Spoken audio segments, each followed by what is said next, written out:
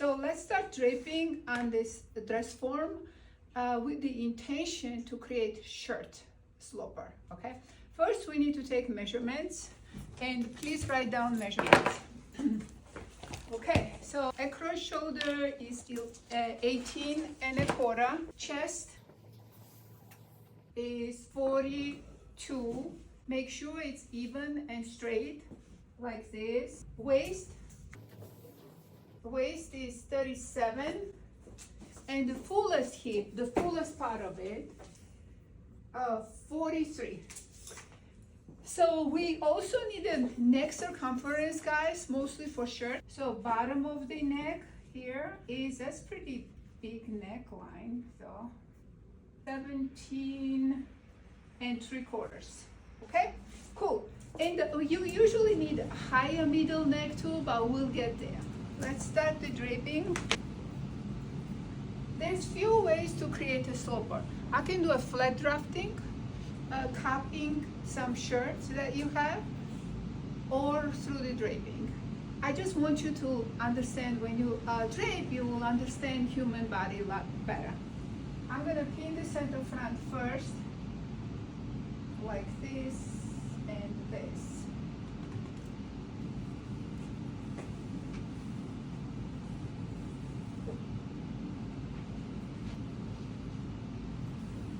Perfecto.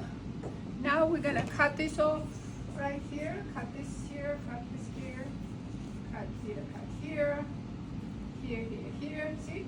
And just cut it this way because this will help the neckline to curve better, like this.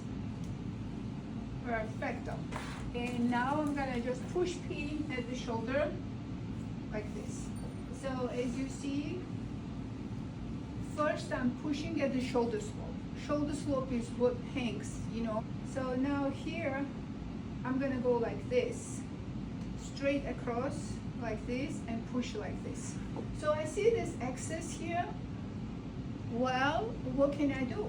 You know, like this, but if I pin it here and I pin it here, like this. So we cannot have the dot for men's, right? So I do get the excess. I can rotate this a little bit into the neckline because see this excess? If you rotate a little bit better. So it gave us a little extra at the neckline, which is fine. It improved here. Do you understand? So it's okay if I get, you know why it's okay to get a little bit extra in the front neckline? We have this bone right here protruded, and then dress forms don't have it. So I'm okay to have this excess here to clean part here. The same applies to women. Cool. Now, what I'm gonna do about it? Nothing. It's okay, just a little excess. It doesn't have to be perfect tailored. If I want this perfectly tailored, if I was doing the jacket from this, I would rotate this one into the tiny little dot here. See what I mean? The jackets have darts here, remember?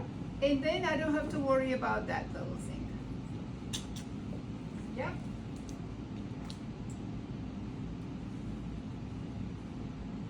Okay, so now all I need is here to mark my shoulder, like here, whatever looks right to me.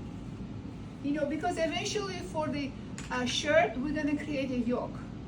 And I can even mark the yoke line here, just in case. And I'm gonna mark the neckline here. Am I going too fast? You're good. Good, everybody's good? Okay, Yep. Awesome.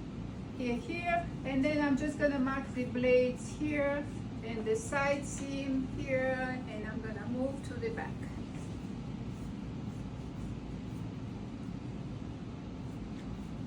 This is cool. I never draped the men's sloper before. There's always first time, even at my age. Front is done, let's drape the back. Okay, this is not a muslin, we just used available cotton fabric.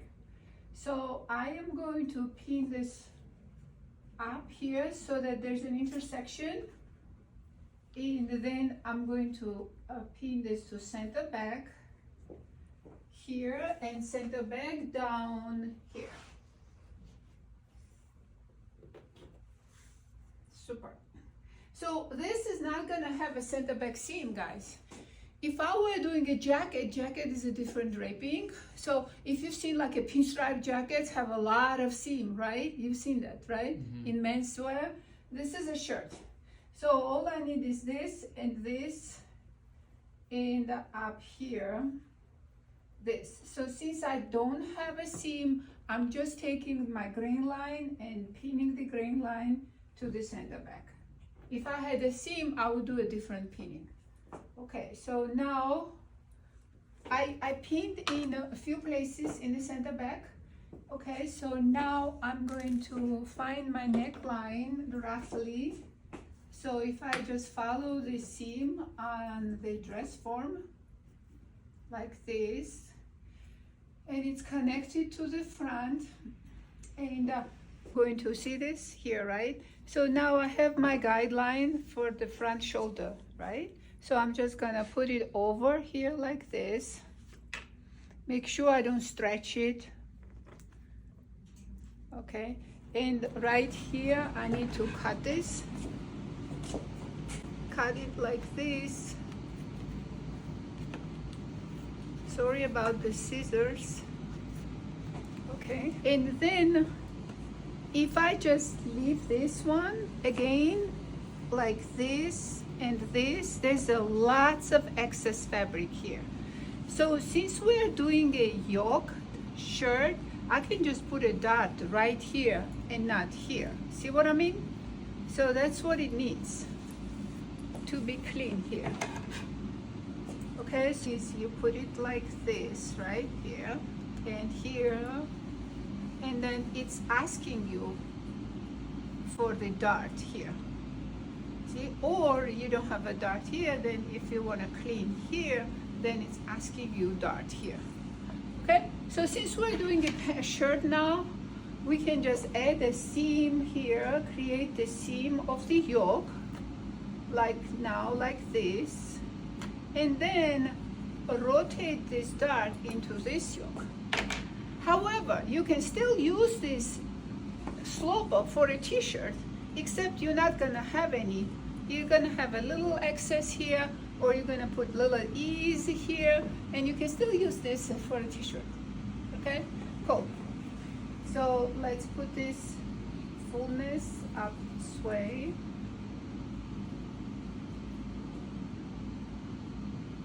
So here we need quarter on the double, for sure. And then we're gonna see on Lasha what we need.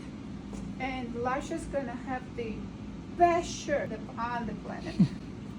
Did you just kind of guess where that yoke line is at? Oh, I know the yokes, and it's probably, this is approximately 4-inch yoke is the standard. So now I'm gonna do, you know how to do this. Do the shoulder for me.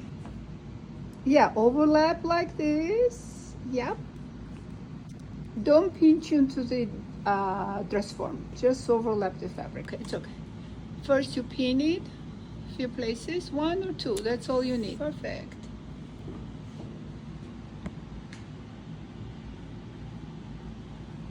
Good job. Now mark my shoulder. Right Yep. here? Yep. Yep. You can see through. Oh, I see what you're saying.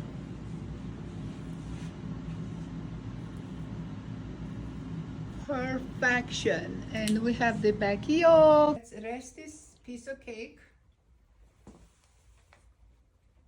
And then we're gonna transfer this to the paper. But before that, I wanna measure my model too.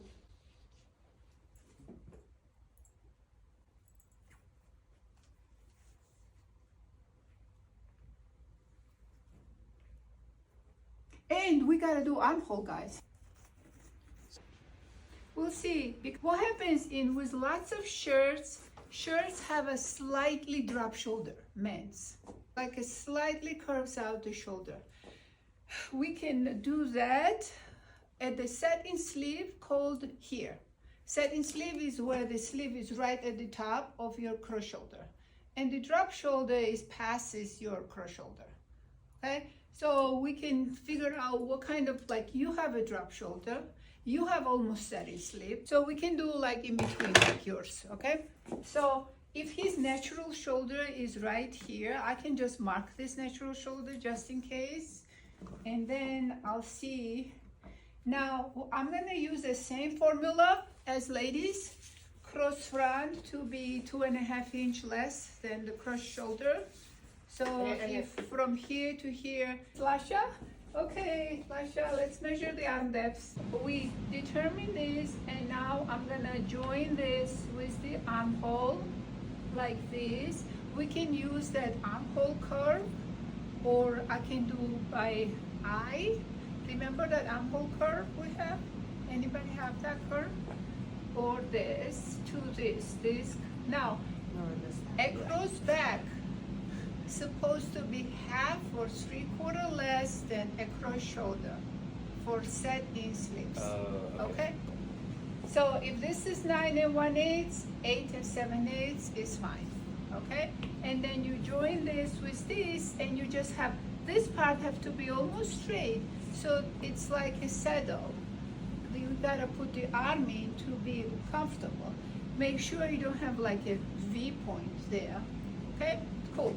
And now I can trace this over and move it on the paper. However, I still wanna measure my supermodel from Milan.